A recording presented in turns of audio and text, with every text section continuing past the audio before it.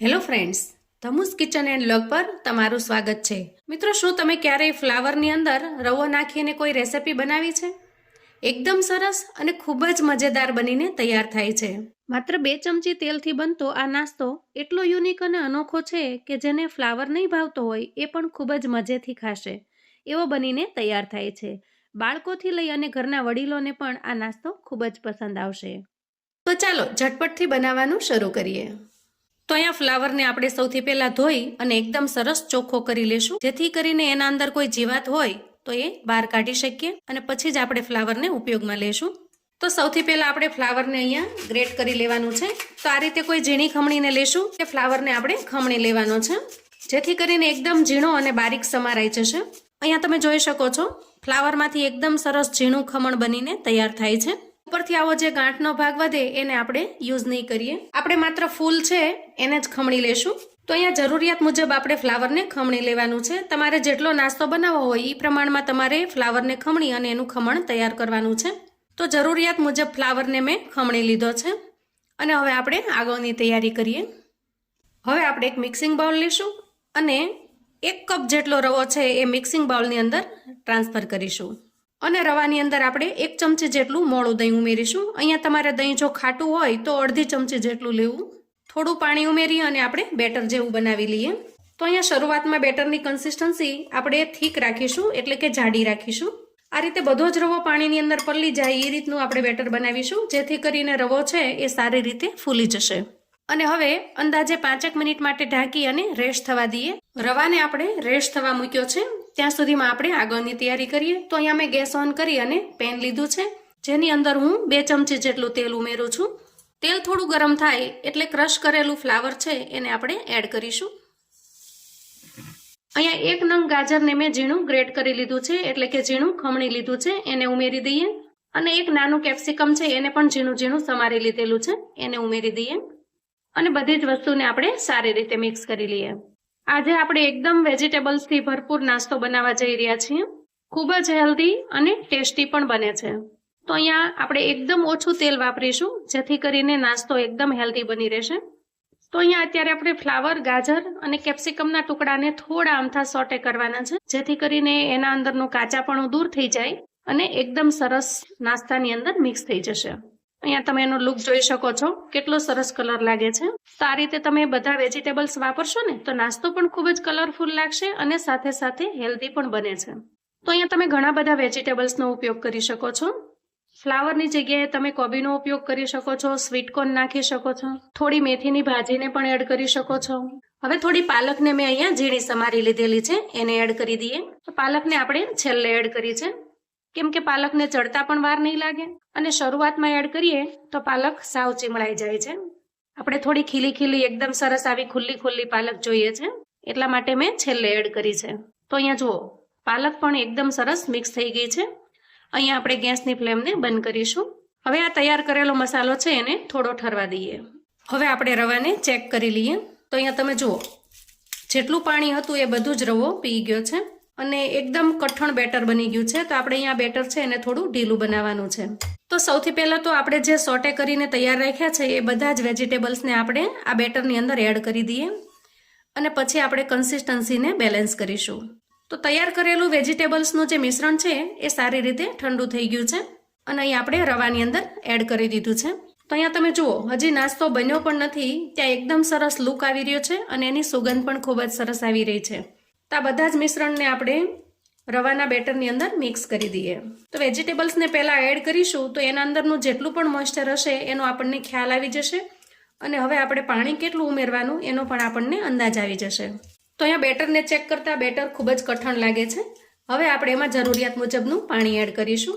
તો આ રીતે આપણે થોડું પાણી એડ કરીશું, જેથી કરીને બેટર છે એ ઢીલું ન બની જાય. અહીંયા તમે જોઈ શકો છો, બહુ ઢીલું પણ નથી અને સાવ કઠણ પણ નથી, એ રીતનું આપણે બેટર બનાવીને તૈયાર કર્યું છે. હવે આપણે એમાં ટમેટું ઉમેરીશું. તો અહીંયા 1 ટમેટું છે એને મેં ઝીણું ચોપ કરી લીધું છે, એને એડ કરી દઈએ. ટમેટાથી નાસ્તામાં ટેસ્ટ અને લુક બંને ખૂબ જ સરસ આવે છે. મિશ્રણ તૈયાર કર્યા પછી 1 ચમચી જેટલો ચણાનો લોટ ઉમેરું છું, જેથી કરીને બાઇન્ડિંગ ખૂબ સરસ આવશે અને ટેસ્ટમાં પણ ખૂબ જ વધારો થશે. તો બેસનને આપણે મિક્સ કરી લેવાનો છે. તો તમે જોશો કે આપણે હજી સુધીમાં આમાં કોઈ પણ જાતનો મસાલો કર્યો નથી, કેમ કે સૌથી પહેલા આપણે બેટરની કન્સિસ્ટન્સી બેલેન્સ કરીશું અને પછી હવે એમાં આપણે મસાલા કરી લઈશું. અહીંયા ઉમેરીશું આપણે સ્વાદ પ્રમાણે મીઠું, 1 ચમચી જેટલો ધાણા જીરું પાવડર એડ કરીશું અને અડધી કરતાં પણ થોડી ઓછી એમ 5 ચમચી જેટલી અહીંયા આપણે હળદર ઉમેરીશું. હળદર નાખવાથી નાસ્તાનો કલર ખૂબ જ સરસ બનીને તૈયાર થાય છે અને હવે આપણે મિક્સ કરી લઈશું. તો અહીં આપણે એકદમ સિમ્પલ મસાલાથી આજનો નાસ્તો તૈયાર કર્યો છે અને વળી ડુંગળી કે લસણ બિલકુલ નથી એડ કર્યા. તો જે લોકો ડુંગળી લસણ નથી ખાતા એ લોકો પણ આ નાસ્તો બનાવીને તૈયાર કરી શકે છે અને તમારે જો ડુંગળી લસણ નાખવા હોય તો તમે એડ પણ કરી શકો છો. તો આ રીતે બનતા નાસ્તાની રેસીપી લગભગ ફ્લેક્સિબલ હોય છે. તમે એમાં વધારાનું કશું ઉમેરી પણ શકો છો અને કશું સ્કીપ પણ કરી શકો છો. તો અહીંયા જુઓ આપણું બેટર એકદમ સરસ તૈયાર થઈ ગયું છે નાસ્તો બનાવવા માટે અને હવે આપણે ઝટપટથી આમાં એકદમ ટેસ્ટી અને એકદમ યમી એવો નાસ્તો બનાવીને તૈયાર કરી લઈએ. અને હા મિત્રો, આપણે આ બેટરની અંદર બિલકુલ મરચાંનો ઉપયોગ નથી કર્યો. તો અહીંયા બાળકોને ધ્યાનમાં રાખીને મેં આજે નાસ્તો બનાવ્યો છે. તમને જો તીખું પસંદ હોય તો તમે થોડા ચીલી ફ્લેક્સ ઉમેરી શકો છો અથવા તો થોડું લાલ મરચું પાવડર પણ એડ કરી શકો છો. હવે અહીંયા જો ગેસ ઓન કરી અને મેં એક નોનસ્ટિક પેન મૂકી દીધું છે. તમે આ નાસ્તાને જુદી જુદી 2-3 રીતે બનાવી શકો છો. પેન થોડું ગરમ થઈ જાય એટલે આપણે થોડું તેલ છે એમાં સ્પ્રિંકલ કરી દેશું.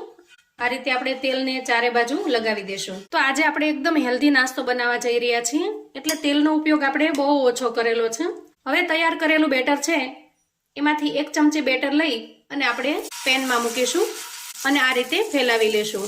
તો અહીંયા થિકનેસ છે એ થોડી રાખીશું, બહુ પતલું નહીં કરીએ, થોડું જાડું રાખીશું અને આ રીતે 1 ચમચી બેટર લઈ અને આપણે નાસ્તાને આવી રીતે મૂકી દઈએ. તો અહીંયા જુઓ, એક પેનમાં આપણે 4 નાસ્તા બનાવીને તૈયાર કરી શકીએ છીએ. હવે આપણે અહીંયા 1 મિનિટ માટે ઢાંકી દઈએ જેથી કરીને અંદર સુધી નાસ્તો સારી રીતે ચડી જાય. અંદાજે 1-8 મિનિટ થાય એટલે આપણે ઢાંકણ ખોલી લઈશું. તો તમે જુઓ ઉપરની સાઈડ છે એ સરસ એકદમ સુકાઈ ગયું છે એટલે કે ચડી ગયું છે. હવે બ્રશની મદદથી આપણે થોડું તેલ ત્યાં પણ લગાવી દઈએ. તો અહીંયા તમે કોઈ પણ ઓઇલનો ઉપયોગ કરી શકો છો. હવે આપણે નાસ્તાને પલટાવી લેશું. આ રીતે એકદમ આરામથી અને આસાનીથી આપણે પલટાવી શકીએ છીએ. જ્યારે પણ તમારે ઝટપટથી કોઈ નાસ્તો બનાવવો હોય તો આ નાસ્તો તમને ખૂબ જ ઈઝી પડશે.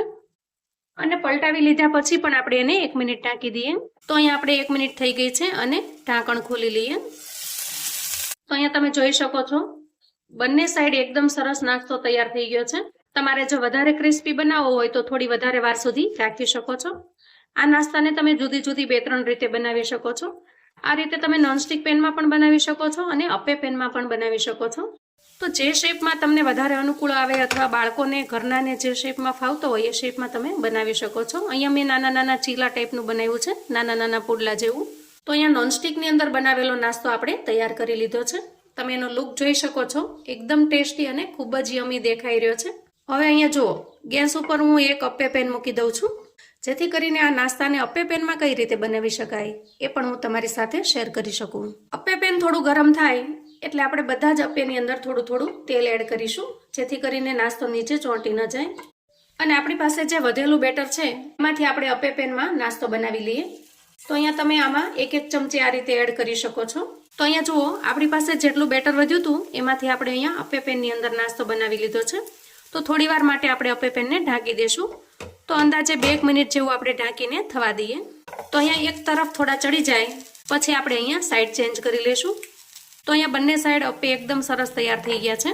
તો આ રીતે તમે બાળકોને મનગમતા કોઈ પણ શેપની અંદર નાસ્તો બનાવીને તૈયાર કરી શકો છો. હવે તૈયાર થયેલા નાસ્તાને આપણે પ્લેટમાં લઈ લેશું અને સર્વ કરી લેશું. તો જુઓ, એકદમ એક્સ્ટ્રા અને યુનિક એવો નાસ્તો બનીને તૈયાર છે. અહીંયા આપણે નાસ્તાને જુદા જુદા 2 શેપમાં બનાવ્યો છે. તમે કોઈ પણ શેપની અંદર બનાવી શકો છો. ટેસ્ટમાં તો એકદમ લાજવાબ બનીને તૈયાર થાય છે.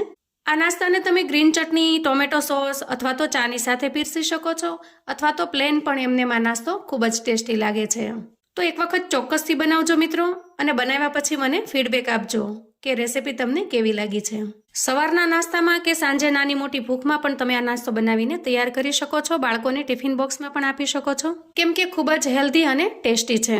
અહીંયા હું તમને એક નાસ્તો તોડીને બતાવું. જુઓ, એકદમ સ્પોન્જી, ઉપરથી થોડો ક્રિસ્પી બને છે અને અંદરથી એકદમ સ્પોન્જી બનીને તૈયાર થાય છે.